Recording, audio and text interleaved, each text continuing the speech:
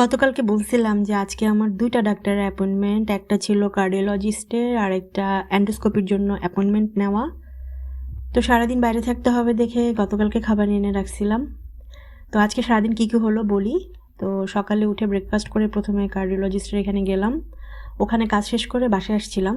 বাসায় এসে আবার এরপরে হসপিটালে গেছি এন্ডোস্কোপির অ্যাপয়েন্টমেন্ট নিতে।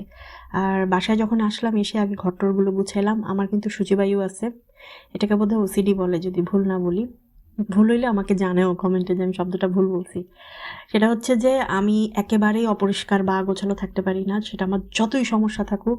এটার একটা লাভ হইছে সাপে বর, সেটা হচ্ছে যে এইটার জন্য আমি অ্যাক্টিভ থাকি। আমি কখনো শুয়ে বসে থাকি না, আমি সবসময় আমার ঘর একদম ঝকঝকে তকটকে গুছানো টিপটপ থাকতে হবে।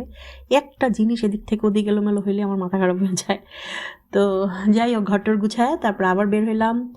আর বাসায় এসে ইন্টারনেট কানেক্ট করলাম ওয়াইফাইয়ের। ভাই রে ভাই, এই সময়গুলোতে আমার মনে হয় কি বাংলাদেশে অনেক শান্তি, কি আরামে ইন্টারনেট ব্রডব্যান্ডের লাইন কানেক্ট হয়ে যায়। আর এখানে কি যে হাঙ্গামা, ও গড! ওই গল্প তোমাদেরকে আরেকদিন বলবো। তারপরে ইন্টারনেট কানেক্ট করে চা খেলাম একটু। দুপুরে আর লাঞ্চ করি নাই। আমি আসলে দিনে 2বার খাই, সত্যি বলতে আমি 3বার খেতে পারি না। আমি কিন্তু খাইও খুব কম পরিমাণে। আমি এক গাদা ভাত খাইতেই পারি না, ইচ্ছা করে খাইতে, মজা লাগে ইচ্ছা করে খাইতে, বাট আমার পেটে ঢোকে না। দেখলে মনে হয় আমি অনেক মোটা, খেয়ে মোটা হয়েছি। না, আসলে আমার এই মোটাটা কিছুটা থাইরয়েডের জন্য, কিছুটা অনেক মেডিসিন খাই, আর অসুস্থতা তো আছেই। যেমন আমার শরীরে প্রায় 2 লিটার পানি রাখতে হয়, নাহলে ক্র্যাম্প আসে, ব্লাড প্রেশার মানে ফল করে আর কি। এটা যারা ডায়ালিসিস করে তারা জানবে ব্যাপারটা। তো এই আর কি। তো বাসায় আসলাম। এর মধ্যে চাটা খেয়ে ইন্টারনেট কানেক্ট করে নদীর পাড়ে গেছিলাম একটু হাঁটতে, কারণ আজকের স্টেপ নেওয়া হয় নাই। তো লাইভ ছিলাম, তোমাদের সাথে শেয়ার করছি, লাইভে অনেক গল্প করছি না, অনেক দিন পর আজকে লাইভে আসছি। ভাল লাগতেছিল, অনেক পরিচিত মুখ দেখলাম। যাই হোক, পরে হাঁটাহাঁটি করে বাসায় এসে আমার স্কুটারটা উঠাইলাম, ওটা চার্জে দিয়ে তারপরে এই যে ডিনার করছি আর কি।